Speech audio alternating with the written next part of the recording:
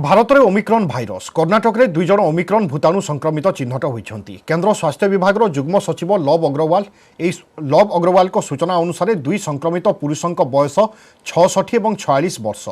37 laboratory को नहीं गठित INSS-CoG रिपोर्ट अनुसार कर्णाटक में 2 जन ओमिक्रॉन भूताणु संक्रमित होती। सेपटे एवं 29 देश को व्यापिला ओमिक्रॉन। भारत समेत 29 देश को ओमिक्रॉन भूताणु व्यापी जमापड़ी। 29 देश में एजाए 373 जन ओमिक्रॉन संक्रमित चिन्हट होती। कोरोनार ओमिक्रॉन प्रजाति डेल्टा प्रजाति ठू 6 गुण भयंकर। हेले भयभीत न होई सचेतन और सजग रहिबा परामर्श देइछंती ICMR महानिर्देशक बलराम भार्गव।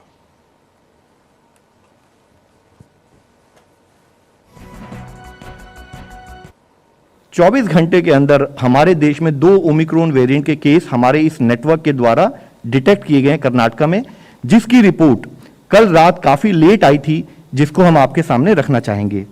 और वह जो 2 केस हैं उनके बारे में बताना चाहेंगे कि उसमें से एक केस 66 साल के एक मेल हैं, दूसरा केस 46 साल के एक मेल हैं। और जैसे कि हमारा प्रोटोकॉल है, ना कि हमारे इंसाकॉग नेटवर्क ने उसको समय पर डिटेक्ट किया, बल्कि as a protocol, as a practice जो हमारी कॉन्टैक्ट ट्रेसिंग की पद्धति भी शुरू हुई है, और जितने उनके प्राइमरी कॉन्टैक्ट हैं और जितने सेकेंडरी कॉन्टैक्ट हैं उन सबको ट्रेस कर लिया गया है और उन सबकी टेस्टिंग करके उनको एज पर प्रोटोकॉल हम कोऑर्डिनेट कर रहे हैं। 2 cases of Omicron have been detected in Karnataka so far through the genome sequencing effort of INSACOG consortium of 37 laboratories established by the Ministry of Health.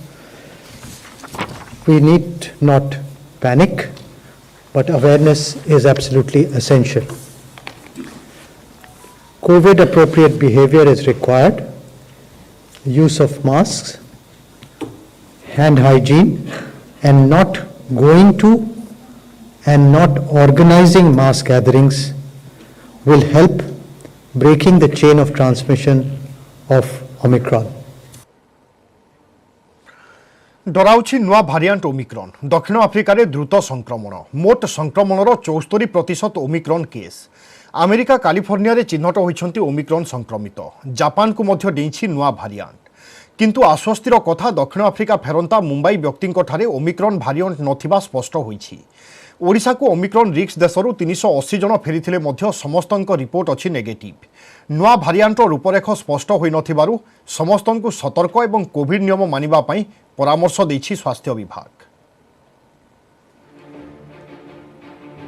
सारा विश्व को घारिछि Omicron भय।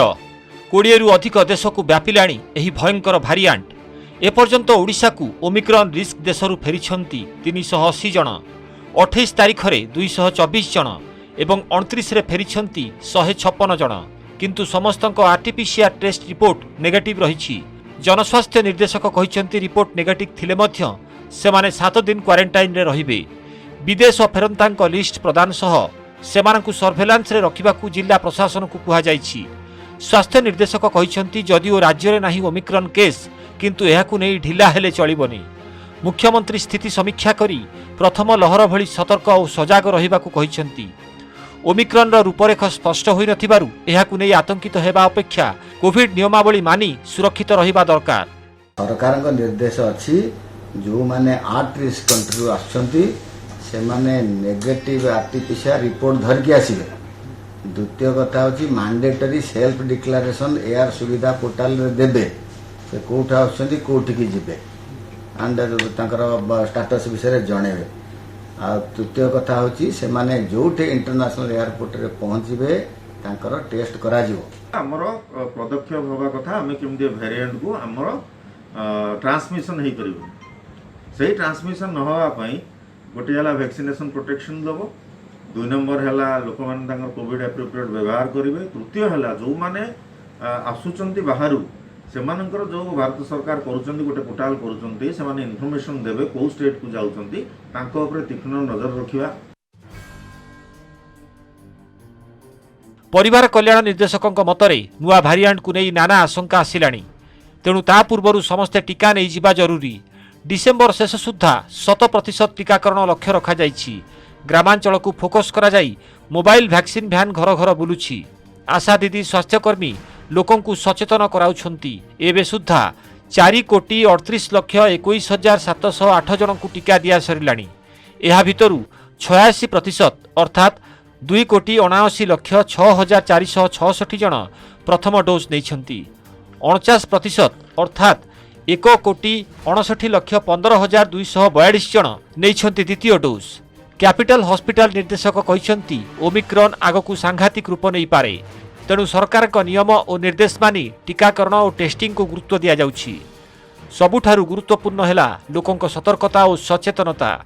आमर पड़ोशी देश मानकर अन्य एक भूताणु वर्तमान म्यूटेशन होगी देखा आम कहूँ ओमिक्रॉन।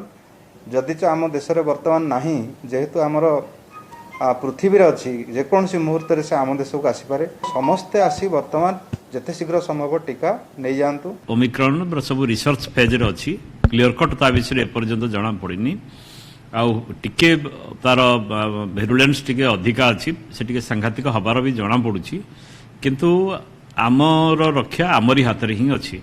सरकार तो ए दिगरे बहुत आमको कहते या पर भी जे पुणी आ गोटे म्यूटेशन वाला न आसो सेमती भी कहबनी। दक्षिण आफ्रिकार संक्रमण द्रुत गति में बढ़ुछि। दिनकर संक्रमण 2 गुणा होइछि। मोट संक्रमणर 70% ओमिक्रॉन जनित। सेपटे अमेरिका कैलिफोर्निया चिन्हट होइछि ओमिक्रॉन केस। जापान रे भी ओमिक्रॉन संक्रमितों संख्या बढ़ुछि। भुवनेश्वर कैमरामैन आलोक मिश्र और चेतन स्वाई सुमंत सुंदराय और अजेश मल्लिक, न्यूज 18 ओडिया।